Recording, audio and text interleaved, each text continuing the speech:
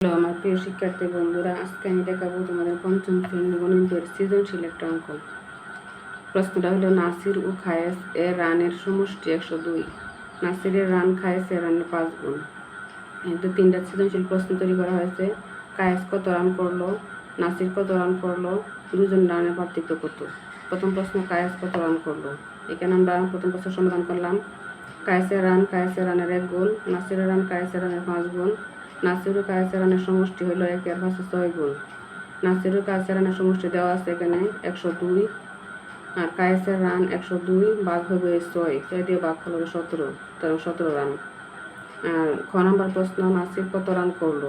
নাসিরের রান, যেহেতু এটা 5 গুণ, 17কে 5 দ্বারা গুণ করলে 5 17 85 রান, সুতরাং 85 রান।